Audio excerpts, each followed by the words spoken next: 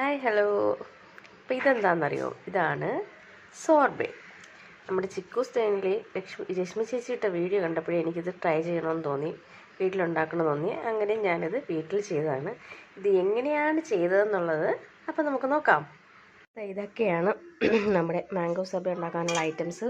Mango pulp, 3 tablespoon cornflour, നാരങ്ങാനീര്, പഞ്ചസാര.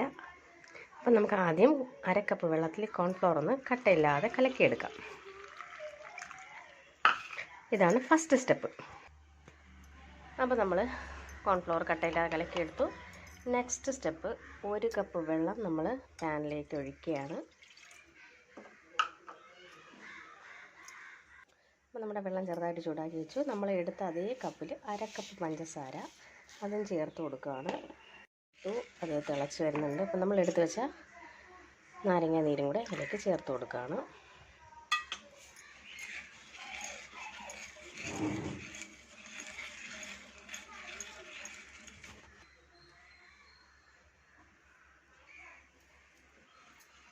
അപ്പം നമ്മുടെ പഞ്ചസാര പൂർണ്ണമായിട്ടും അലിഞ്ഞിട്ടുണ്ട്.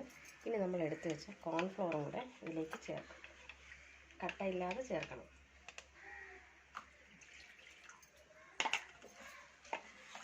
ഇനി ഇത് കോൺഫ്ലവർ ചേർത്തുടനെ നന്നായിട്ട് ഇളകിക്കൊണ്ടിരിക്കണം. കട്ട കെട്ടെടുത്ത് കോൺഫ്ലവർ ചേർത്ത് ആദ്യം നന്നായിട്ട് ഇളകിക്കൊണ്ടിരിക്കണം, അതല്ലെങ്കിൽ അത് കട്ട പിടിക്കാൻ ചാൻസ് ഉണ്ട്. അപ്പോൾ നമ്മുടെ കൺസിസ്റ്റൻസി ഇതാണ്. ഇനി നമുക്ക് അടുപ്പ് ഓഫ് ചെയ്യാം. ഓഫ് ചെയ്ത് തണുത്ത ശേഷം മാത്രം നമ്മൾ തയ്യാറാക്കി വെച്ചിരിക്കുന്ന മാംഗോ പൾപ്പ് ഇതിൽ ചേർത്താൽ മതിയാവും.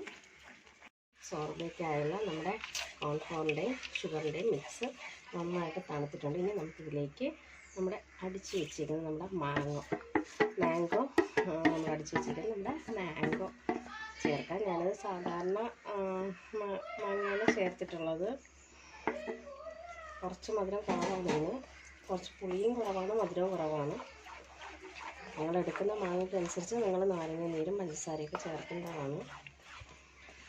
അപ്പം നമ്മുടെ ചിക്കൂസ് ടൈം ഇവിടെ ഞാൻ പരിചയപ്പെട്ട മാംഗോ സോർബെ തയ്യാറാക്കുന്നതിൻ്റെ ഏറ്റവും പ്രധാന ഘട്ടവും കഴിഞ്ഞിരിക്കുന്നു. ഇത് നന്നായിട്ട് മിക്സ് ചെയ്ത് ചേർക്കണം.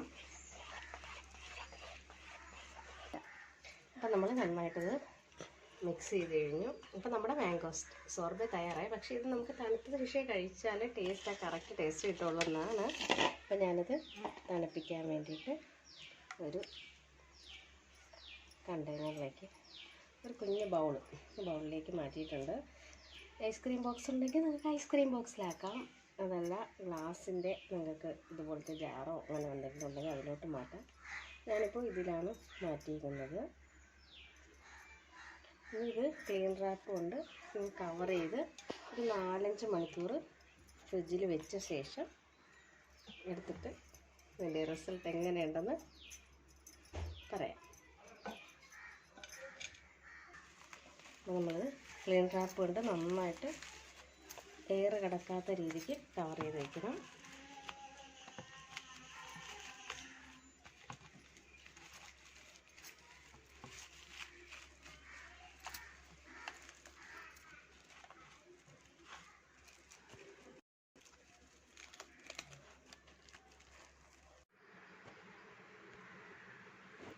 അപ്പോൾ നമ്മുടെ സോർബ ഇവിടെ റെഡി ആയിട്ടുണ്ട്.